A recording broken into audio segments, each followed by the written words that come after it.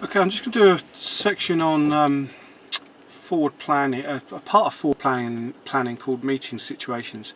Meeting situations is where, or potential meeting situations is where we have a kind of like a bit of a conflict of space up ahead.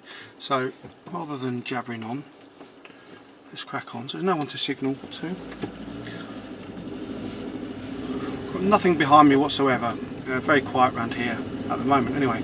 So there's 3 warning signs. I don't know whether that will come up. There's 3 warning signs there, and there's 2, there's another 2 there. So the road's narrowing. We've also got the warning for cyclists. So left hand bend, just coming around here. I've already come off the gas. I'm just covering the brake actually, and that's why I'm doing that. So I've got to give way to this, and here we go. You see, this is a meeting situation, potential meeting situation at the moment. We've got parked cars both sides, and see that pedestrian there on the right hand side? So she was almost going to come straight out in front of me. So for that reason, we've got to keep this speed right down. At the moment I'm doing 15 miles an hour.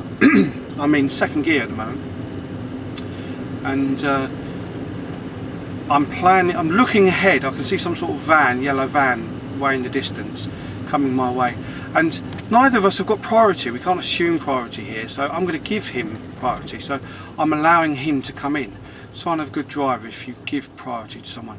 So I'm thinking he's now going to go in front of this white van to the right, and then I can make some progress. I'm in first gear now, so the other car follows the van. It often happens, the second or third cars follow the leading vehicle.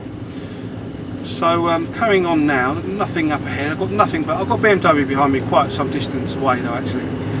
So meeting situations is where you've got a conflict, this bit of space. I'm right in the middle here, you can see.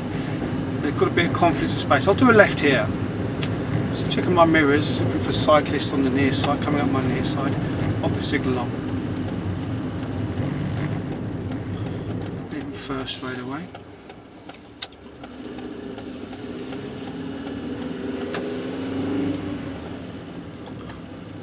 So I'm in second gear. Matey boy's screaming around there, so he's now she's giving way to me. Give her a wave. So we're going to go a left just before this traffic lights here for a bit more of these meeting situations.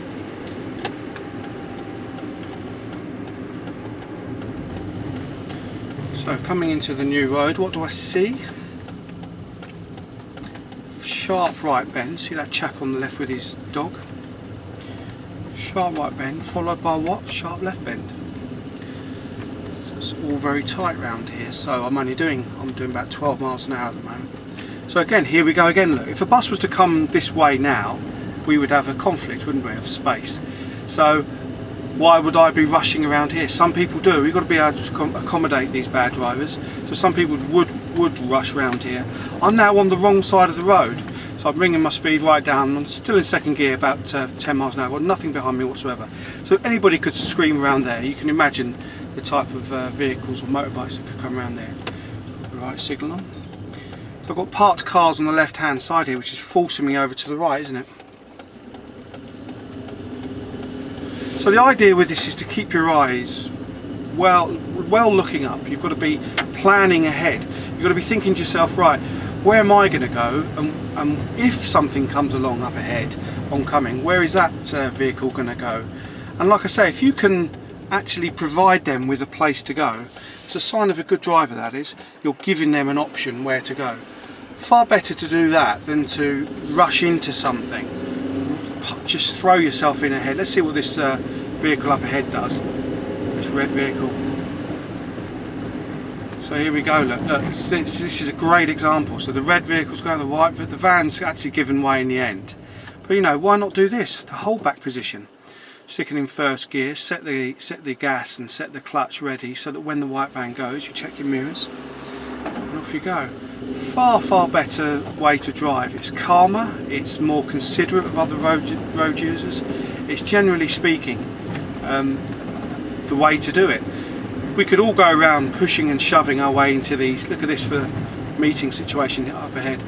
I could just force myself. I could be doing 30, couldn't I? But am I really able to judge everything that could be happening? The idea is to anticipate what could happen.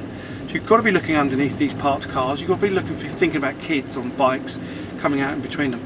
You look at this, look, I'm on the wrong side of the road. Well, if the car comes along now, where am I going to go? That's what you've got to be thinking about, forward planning. So you look ahead, you've got to set your speed and your gears to correspond with what's going on the road. So I'll do a left here.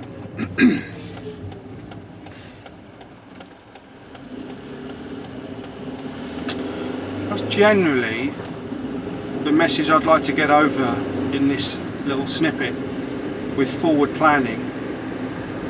There's a lot that comes under forward planning. I'd like to get over this business of with meeting situations as to what you can do.